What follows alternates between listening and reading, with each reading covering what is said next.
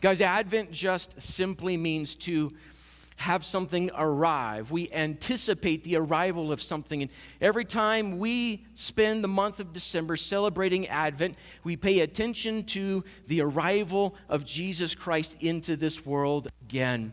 And we have, through this month, been paying attention to the coming of Jesus Christ as this restoration project. God restoring the things in this world that are broken. We've been using this line from the hymn that at the birth of Jesus Christ, there is a thrill of hope, and the weary world rejoices. I absolutely love that line. The thoughts that are contained inside of that with the birth of Jesus on that first Christmas day, there's a thrill of hope. Finally, the Messiah has come. This project of God's has begun, and the weary world rejoices. What is broken, what is laboring underneath our sin for centuries is beginning to rejoice in the coming of Jesus Christ and all the things that means. It's so important to us, guys, that for centuries the church has celebrated this Advent season, recognizing how important the coming of Jesus Christ into this world really is, how pivotal that moment still is. And we recognize when we celebrate this that God is at work fixing the things that we know need fixing, but we know we can't fix. Does that make sense? This world is constantly at work trying to put itself back together again. One more scheme, one more politician, one more educational way of raising our children. We get all of this fixed, and it never happens because we can't fix it. But this represents God fixing what we know needs to be done, but we know that we can't do. And this is so much of the story inside of Scripture itself. We go through the Old Testament and we recognize that the prophets of God in the Old Testament, they looked forward to it. They talked often of it. They eagerly anticipated and awaited the coming of Jesus Christ. And they spent a lot of time talking to the people of God, encouraging us to keep our eyes on God and His will and His ways and His soon and coming King, the Messiah Himself. And it is to them the entrance of the kingdom of God into this world. And the way that they would talk about it in the Old Testament was absolutely beautiful. They would see the coming of the kingdom of God as rain that is falling on dry ground. They would see a living and breathing God coming into a world that is full of impotent idols.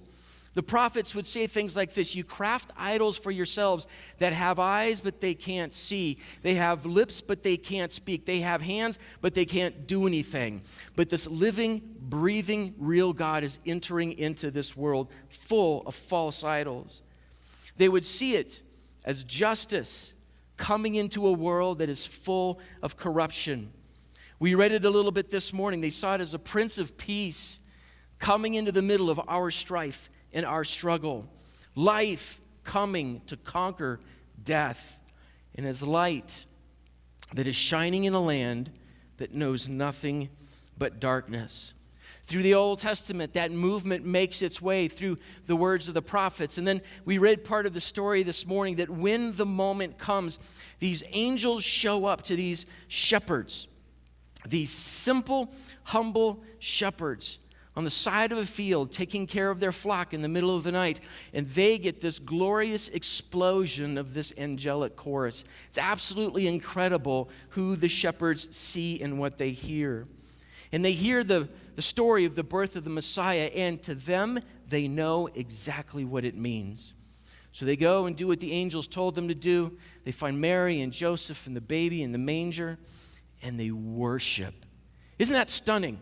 They know what they've heard, and they see a baby, and they worship Him as their coming Messiah.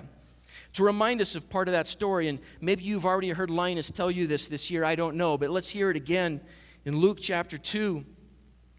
And in the same region, there were shepherds out in the field, keeping watch over their flock by night. And an angel of the Lord appeared to them, and the glory of the Lord shone around them, and they were filled with great fear.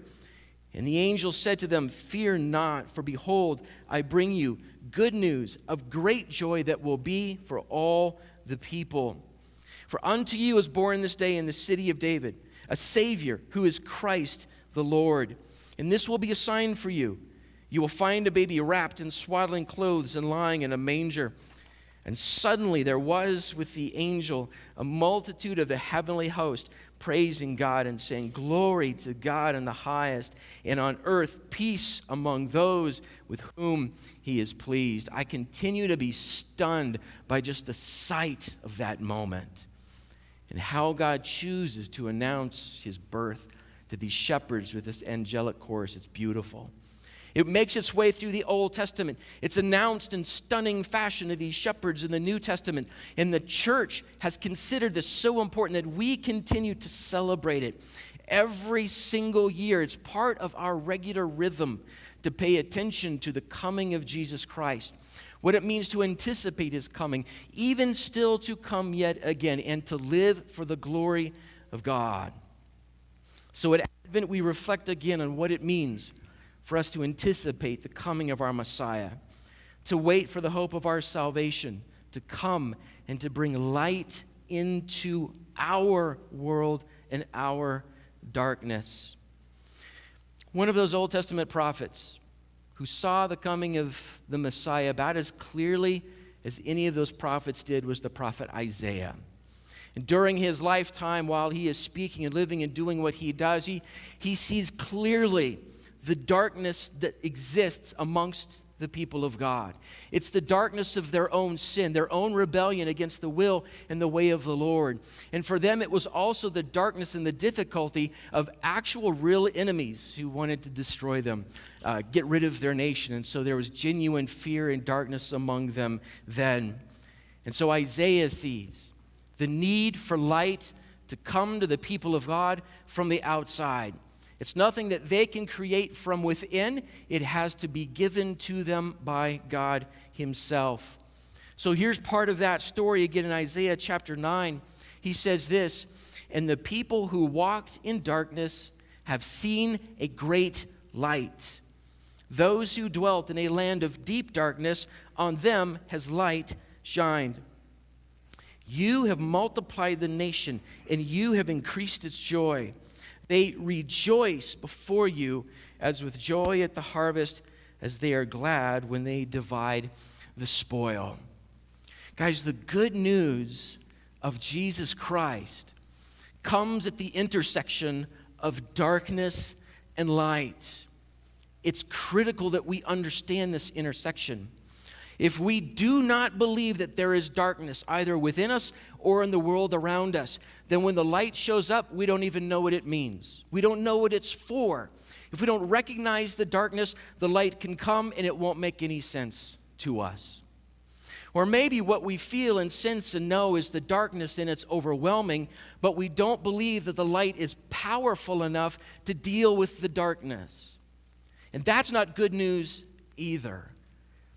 But people who live in a land of darkness, on them a light is shone, a light that is powerful enough to deal with all the darkness that there is. That's a stunning revelation of who Jesus Christ is.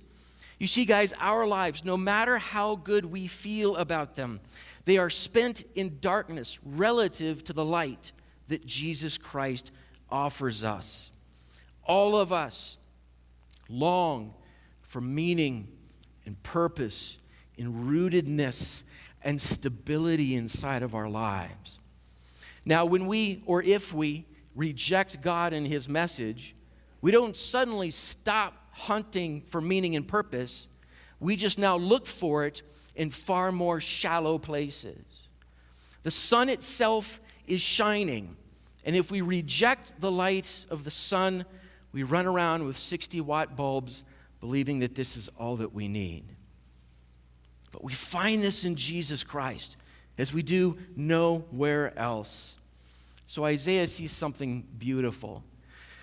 He sees a God of active love, proactive love, who steps into the darkness that we have created, the darkness that we suffer, This God actually goes to great lengths to enter that and show us his light. And guys, we can testify to this. When the light dawns inside of the human heart, there is joy and there is treasure and there is reward.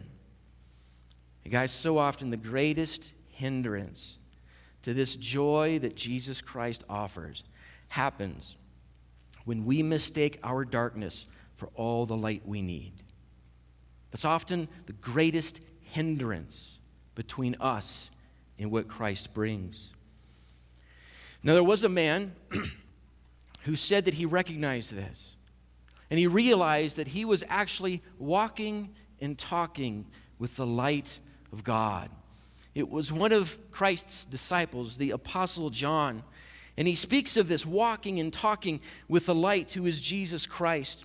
And he is clear that he is the only light available for the human life, and that our souls are made whole because of Jesus. Here's part of what John says in 1 John chapter 1. This is the message that we have heard from him, Jesus Christ, and proclaimed to you, that God is light, and in him there is no darkness at all. If we say we have fellowship with him while we walk in darkness, we lie and we don't practice the truth. But if we walk in the light as he is in the light, we have fellowship with one another. Now that's beautiful. And the blood of Jesus, his son, cleanses us from all of our sin. So if we confess our sins, he is faithful and just to forgive us our sins and to cleanse us from all that darkness, from all of that unrighteousness. John goes on to say a little bit later on in chapter 2, at the same time, it is a new commandment that I am writing to you, which is true in him and in you, because the darkness is passing away and the true light is already shining. This is what we pay attention to. This is what we have access to. This is what we lay hold to in the person and the work of Jesus Christ.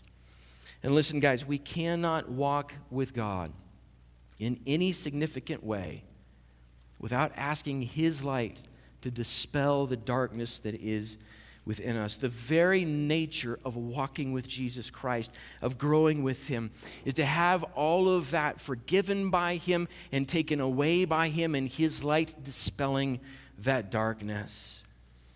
We have learned through this month, as we've paid attention to Advent, how Jesus Christ has come as God's solution. Jesus Christ, the text says, came to save his people from their sins. He didn't come to save them from the Roman Empire. He didn't come to save them from their grumpy neighbors. He didn't come to save them from the niggling frustrations that are inside of their lives. Jesus did not come as an add-on to already pretty decent lives. One more app you can put on your phone to take care of those other things the other apps don't take care of. That's not how Jesus came. He came to save his people from their sins. And Jesus Christ came as Emmanuel, God with us. Not as just another religious leader, not even one of the greatest, most influential of all the religious leaders who have walked this earth. He is the only one who came as God with us, fully God and fully man. And Jesus Christ came as King. Not a king, the King. Not one king, the King of kings. Not just another human leader, but the one who brings the very kingdom of God among us. So guys, as we've heard John say in his letters, and as we pay attention to it today, we realize that God's light illuminates our relationships with each other, John said, as well as with God. And that can only happen when we confess our sins. And when we do, it is a prayer that God always answers. As John says, he is faithful and just to forgive us our sins and to get rid of that unrighteousness. So the Old Testament prophets, they see this, they foresee it, they make sure that our attention is placed upon it. The angels come and they declare the coming of Christ to these shepherds.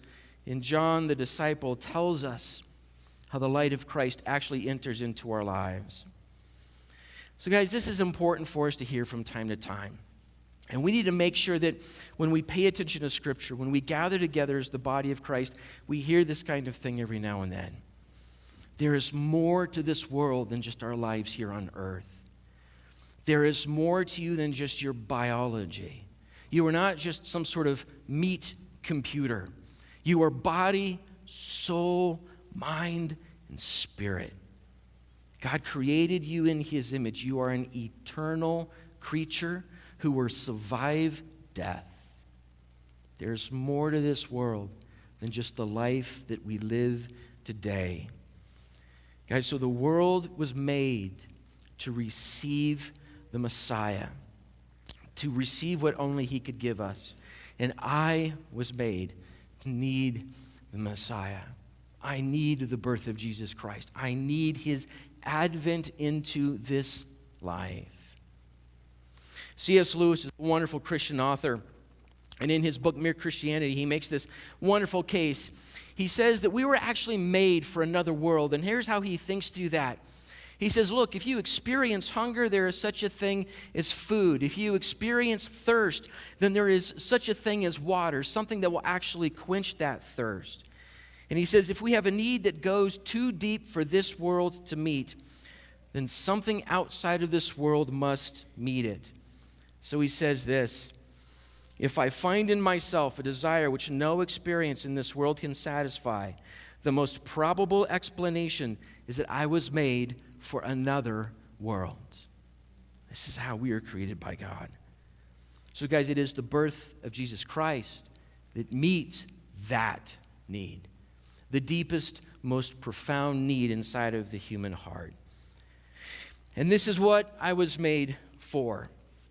To wait for, to anticipate, and to receive the coming of my Messiah. Am I ready to receive my King? Am I ready to do as the shepherds did and worship Him as Lord? And have I taken to heart what John wants me to know, that the light of Christ will dispel the darkness? And this is what the world that lays in darkness actually needs. It needs the light and the life of Christ at work among His people. It is really easy for us to spend a few minutes imagining how the world is broken. We can talk about how it's broken, who's broken, the problems that are in the world around us today. That's easy. But it takes the vision that God gives us to see the solution that He gives us in Jesus Christ. It takes divine understanding to see the solution that is in Jesus. So this is one of these reasons, right, why the light of the birth of Jesus Christ is central to what happens on that first Christmas day. One of my favorite hymns is O Come, Emmanuel. And I love this verse inside of that hymn. O come, thou dayspring, come and cheer our spirits by thine advent here. Disperse the gloomy clouds of night, and death's dark shadows put to flight. Rejoice, rejoice, Emmanuel shall come to thee, O Israel. So as we prepare to do our candle lighting portion of the service this morning, this is exactly what we are faced with. Are we ready for the light of Christ to fill us as light will fill this room? Will it become a part of the light that is brought into this world inside of my life as we watch the light fill this room?